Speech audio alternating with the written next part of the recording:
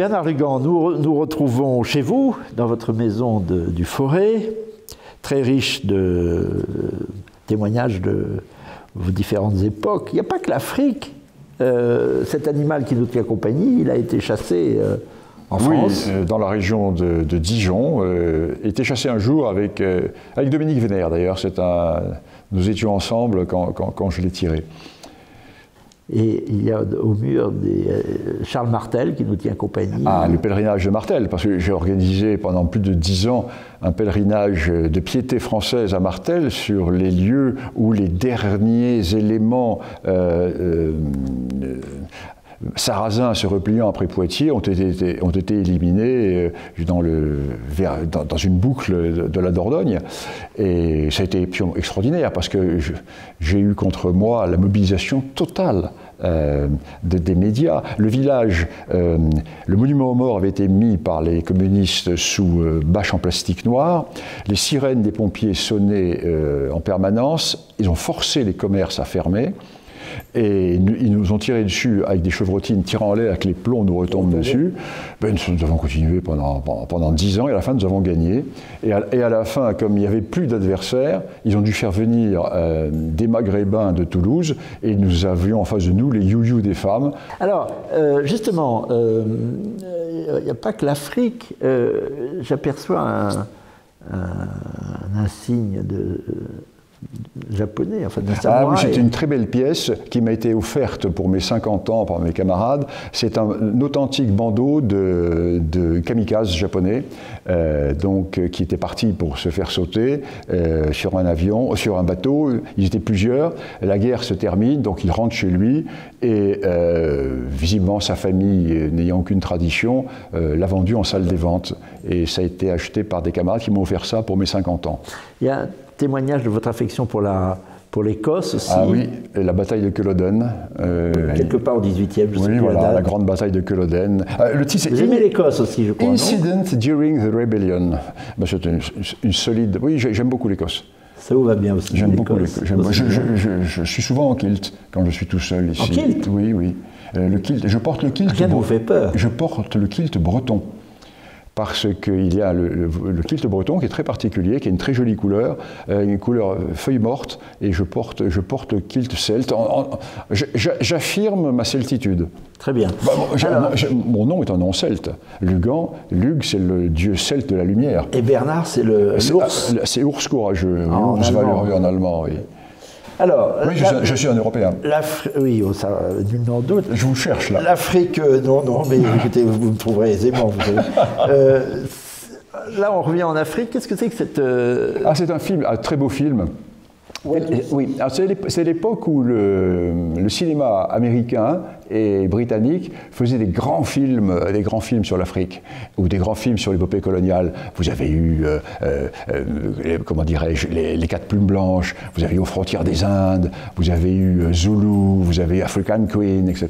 Et il y a eu ce film, Watusi, qui est un film qui montre l'Afrique de l'Est, et également la guerre de 14, un film qui n'a eu aucun succès, mais cette affiche était très belle et je l'ai acheté dans une salle des ventes. Très belle aussi, ces lances sur cette table.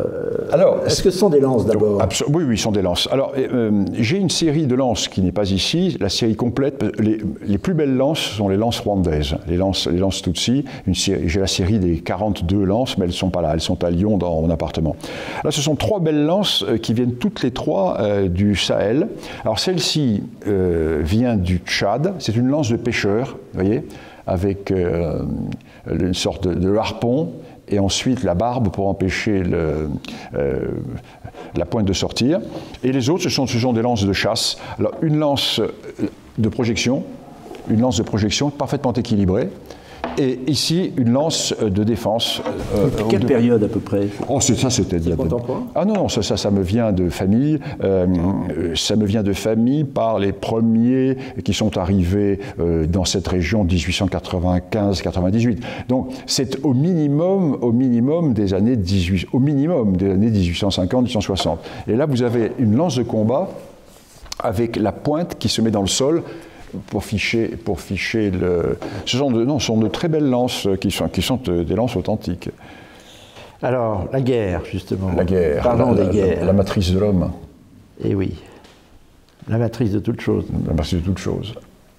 Malheureusement, nous mourrons nous mourrons parce que... Par absence de guerre. Nous craignons, nous vivons dans la ouate, dans le confort, mais le réveil va être terrible.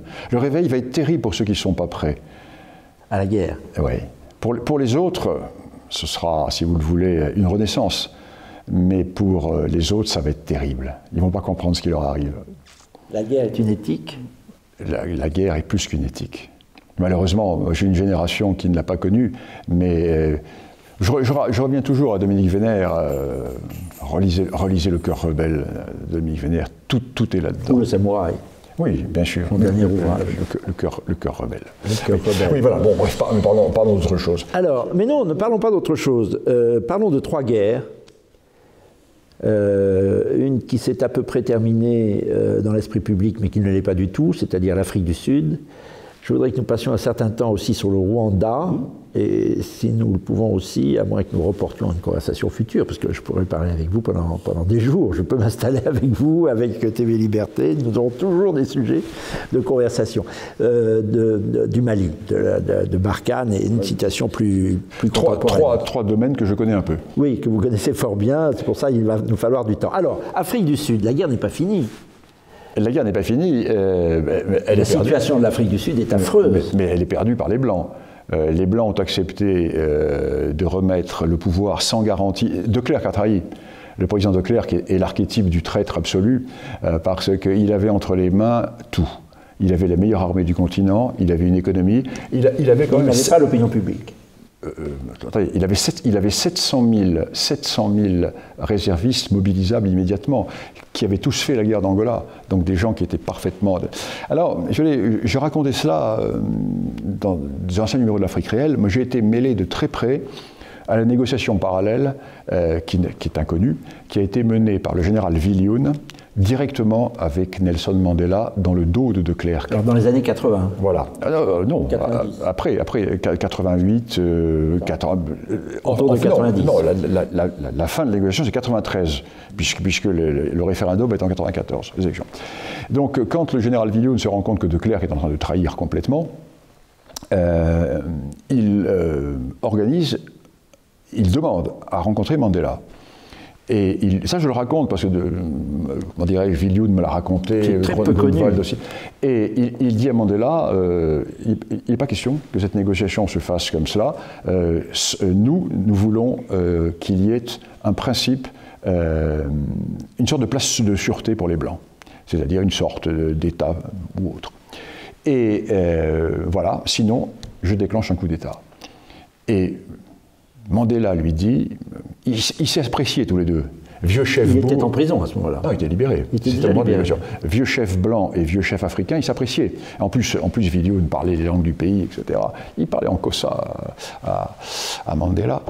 Et Mandela lui dit, Général, nous ne pouvons pas vous vaincre, vous êtes beaucoup plus fort que nous, effectivement, mais on va vous pourrir la vie, car nous avons l'opinion internationale pour nous, et nous allons lancer une campagne qui va complètement... Et ils arrivent à négocier quand même, et c'est Thabo Mbeki qui va devenir le président, qui est chargé par Mandela de la négociation, et Viljoen obtient que le jour de l'élection, il y ait une deuxième urne pour les Blancs, dans laquelle les Blancs se prononceraient pour ou contre le Volksstaat. C'est-à-dire l'État séparé. Pas séparé. Non, un État, une nouvelle province, disons une nouvelle province. Mais homogène. Attendez, on ne sait pas, ce n'était pas défini, c'était un principe, c'était l'idée. Et Mandela accepte le fait suivant, partout où les Blancs voteront majoritairement, ce seront des zones qui pourront être rattachées à cette province, même une province éclatée, peu importe. Je vois Viljoen le lendemain avec le général Grunwald, qui était un ami, et qui me dit, bon, ça va, je pense que nous avons sauvé notre peuple, maintenant il faut que De Klerk accepte. Il fallait un changement de constitution. Le général Viljoen va voir De Klerk, et De Klerk, intraitable, lui dit non, il n'est pas question, ça se fera comme cela. Et Viljoen dit, mais nous n'allons pas passer, nous n'allons pas accepter. Et De Klerk lui dit, nous allons avoir entre vous et moi un fusil. Je vais vous faire la guerre, dit de Clercq à Villioun. Et Villioun à Calais. Villioun à Calais, pourquoi? Parce qu'il m'a dit, voilà, je me suis mis dans la peau du président Kruger, à la veille de la guerre des Bourgs. Alors, si j'avais 1899, et si j'avais imaginé les conséquences qu'allait avoir cette guerre, je n'aurais pas déclenché, je n'aurais pas accepté de faire la guerre des Bourgs. Et j'ai calé à cause de ça. Et il a eu tort. Il a eu tort.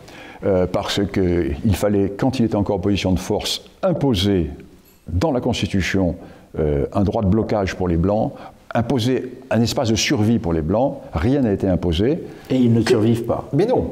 C'est exactement comme les Touaregs avec les Bambara, et comme ils sont 5%, ils n'existent pas en démocratie. Donc, ils sont 8 ou 9% ou 10% maximum, les Noirs sont 80%, les Indiens et les Métis le reste, ce qui fait qu'ils ont forcément perdu. Donc, ils n'existent plus politiquement. Donc, ils se font petit à petit reprendre tout ce qui était leur mode de vie.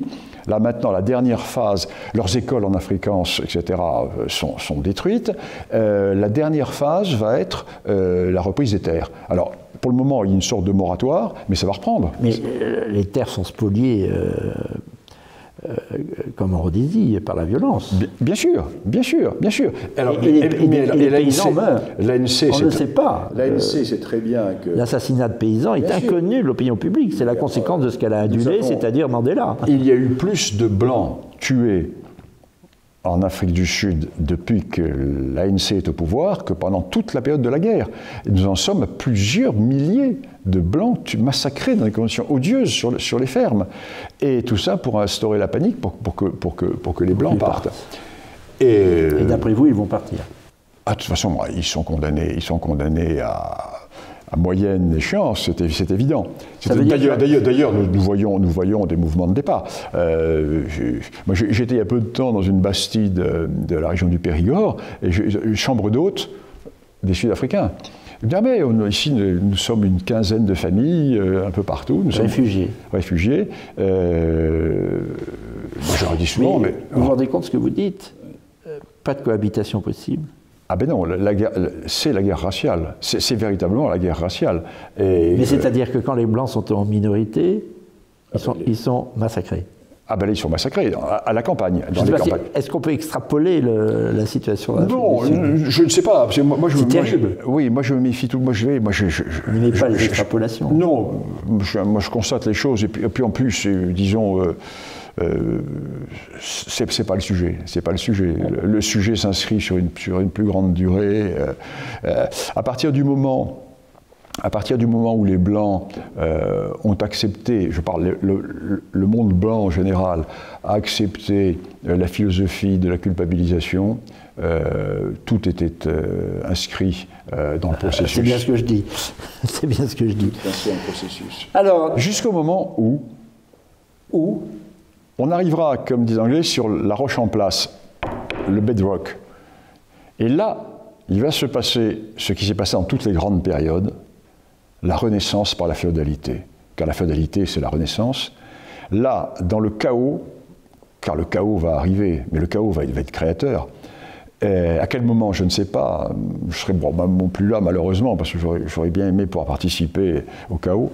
Il y a un moment où il va se passer comme à l'époque du début de la féodalité. Des hommes décidés vont planter leur épée en disant « Moi, je ne recule pas, qui même me suivent ». Mais est-ce que vous vous rendez compte que l'opinion publique a adulé Mandela, derrière Mandela, l'ANC, c'est-à-dire un parti qui est une organisation terroriste. Et mafieuse. Et mafieuse. Mafieuse. Regardez ce qui se passe avec Jacob Zuma à l'heure actuelle, les procès de Zuma. Bien sûr, mafieuse. Mais c'est et qui foutent le pays par terre, en plus. Mais c'est une grande partie de l'Afrique qui est comme ça. Vous croyez pas que les gouvernements de pays comme le Mali et autres ne sont pas des gouvernements de prévaricateurs? Vous croyez pas? Tout se passe. En Zambie, à l'heure actuelle, le gouvernement en place, Zambie, le pays de Kenneth Kaunda, ce grand héros tiers-mondiste indépendantiste, l'ancienne Rhodésie du Nord, ce pays qui a lutté contre la colonisation anglaise, à ces élites africaines qui sont les héritières du parti indépendantiste, qui ont vendu le pays à la Chine.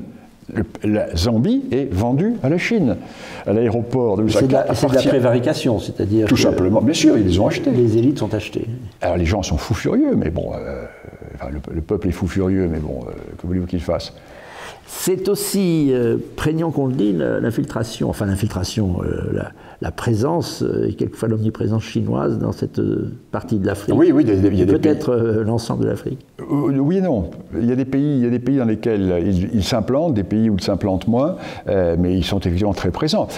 Le cas de la Zambie est particulièrement intéressant parce que c'est le seul pays d'Afrique où il y a une vraie colonisation chinoise, où il y a des fermiers chinois qui sont venus. C'est-à-dire, les Chinois achètent des milliers d'hectares.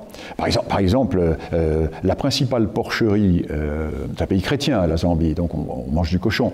La principale porcherie de Zambie est chinoise. Ce sont des Chinois qui ont acheté des zones dans des réserves naturelles. Ils ont payé le gouvernement, ils ont liquidé les animaux sauvages, ils ont tout coupé, ils ont installé par exemple une porcherie, et ils ont fait venir des paysans de Chine qui travaillent là-dedans. Vous avez en Zambie une colonisation du pays qui est en train de se faire. Mais alors, c'est davantage tout de même l'Afrique de l'Est. Oui, parce qu'il y a. On peut parler de l'Éthiopie aussi, qui est très prise en main par la Chine. Oui et non. Ce qui explique la prise en main d'ailleurs de l'OMS. Oui et non. C'est plus délicat. Par la Chine via l'Éthiopie. Oui, mais c'est plus délicat l'Éthiopie. Disons que les grands pays d'implantation, bon, c'est la Zambie. Ils ont essayé en Algérie. Ça se passe pas très bien en Algérie. Ça se passe pas très bien non plus en Guinée. Alors donc, quand ils sentent qu'il y a de la réticence, ils replient. En revanche, quand ils sentent que ça rentre comme dans du beurre, ils y vont. Alors, là encore, ça ne durera pas éternellement. Ça ne durera pas éternellement parce qu'il va y avoir le balancier. Il va y avoir un retour de cette... Vous croyez Oui. Que la pénétration chinoise n'est pas irréversible? Ah non, parce qu'ils vont se faire dévorer par la masse africaine. Il y a un moment donné... Démographique, d'abord. Oui, et puis à un moment donné où ils vont créer des richesses, des jalousies. Non, c'est un cycle. Alors, c'est un cycle qui va prendre, je ne sais pas, moi, 5 ans, 10 ans, 20 ans, 5 ans. Mais moi, à l'échelle de l'histoire, je vois très bien le cycle. C'est un cycle qui va se faire... Alors, puisqu'on parle des grandes puissances en Afrique, il y a aussi les menées anglo-saxonnes, anglaises, américaines, ce qui nous amènera à parler du Rwanda. Mais on a l'impression, en propos liminaire, que les anglo-saxons, les États-Unis sont mal à l'aise en Afrique. Ils n'arrivent pas vraiment à s'implanter. Est-ce que je me trompe? Ils ont longtemps utilisé le truchement français. En réalité, la France il y avait une connivence entre Washington et Paris. Ouais, à l'époque de la guerre froide. Après, c'était autre chose. À l'époque de la guerre froide, les Américains ne pouvaient pas être partout et ils avaient sous-traité l'Afrique à la France. Alors, après la guerre froide, ce qui va expliquer les événements du Rwanda, après la guerre froide, ils ont voulu jouer leur carte personnelle. Et ils ont décidé de nous évincer de l'Afrique orientale qu'ils considéraient, les anglo-saxons en général, comme le chasse gardée. D'où les événements du Rwanda. Car si on ne comprend pas... C'est ça. Il faut commencer par cela. C'est une guerre impériale américaine. Que la guerre du Rwanda, c'est la suite d'une guerre impériale. Ce ne sont plus les Anglais, ce sont les Américains. Mais les Anglais étaient sur place parce qu'il y avait des forces spéciales anglaises. Vous demanderez à un homme comme le général Tauzin, qui lui a eu sur le terrain deux cadavres de conseillers anglais ou américains qui avaient été tués, ils ont été emportés. Donc il l'a vu sur place. Et nous savons très bien. Et puis nous avions les écoutes. Il y a un très beau livre de Tauzin sur son témoignage au Rwanda. Oui, bien sûr, nous avions les écoutes aussi. On savait très bien qui dirigeait les opérations en face. Donc c'était une opération... Pourquoi? Alors dites qui? Pourquoi? Parce que nous nous sommes aventurés à partir de 1972 dans cette zone. Je vous ai raconté hier comment j'étais arrivé moi au Rwanda, etc. Nous étions envoyés pour créer un pôle français sur les Hautes-Terres, qui était l'ouverture vers l'Afrique de l'Est, donc chasse gardée des Anglo-Saxons. Nous allions empiéter dans la chasse gardée des Anglo-Saxons. Et en même temps, nous le truchement de la Belgique, parce que le Rwanda était belge un certain temps. Oui, d'accord. Mais on a pris la place des Belges pour enfoncer un coin dans l'Afrique anglo-saxonne. On a pris complètement la place. En quelques années, même la coopération militaire, la Belgique avait posé son sac. Et en même temps, nous couvrions le Zaïre, le Congo RDC, qui est le plus grand pays francophone au monde. Oui. C'est le principal pays. Kinshasa est la première ville francophone du monde. Nous couvrions Kinshasa, sur ces parties fragiles de l'Est, car le Congo, c'est un pays artificiel qui éclate sur ses périphéries. Et là, en étant présent sur le Rwanda et le Burundi, nous couvrions tout le flanc Est du Zaïre. Et c'est ce qu'avait compris Pompidou, à l'époque de Maranche et des gens qui connaissaient bien l'Afrique. C'est ce qu'avait parfaitement compris Giscard. Et c'est ce qui n'a pas été compris par les successeurs. Mitterrand l'a compris. Quand je dis successeur, je dis des bêtises. Mitterrand l'a parfaitement compris. Trop tard. Non, Mitterrand l'a bien compris. Non, Mitterrand, je ne suis pas suspect de défendre Mitterrand, mais là, je le défends parce qu'il a eu une position très française, très belle, de défense des intérêts français et une grande vision géostratégique. Il était dans la lignée. Alors, nous allons reparler, Bernard Lugan, plus en détail de l'affaire du Rwanda, la terrible affaire du Rwanda dans l'année 94, les années qui ont suivi, mais c'est très bien de l'avoir introduite par le choc entre les anglo-saxons et les Français, en réalité. Et on pourrait presque dire que ce n'est pas une guerre entre Tutsi et Hutu, mais entre anglo-saxons et français, n'est-ce pas? Par Hutu et Tutsi interposés. Ah oui, tout à fait. Très bien. Nous y reviendrons dans notre prochaine conversation. Je pense qu'elle sera intéressante. Merci, Bernard Lugan.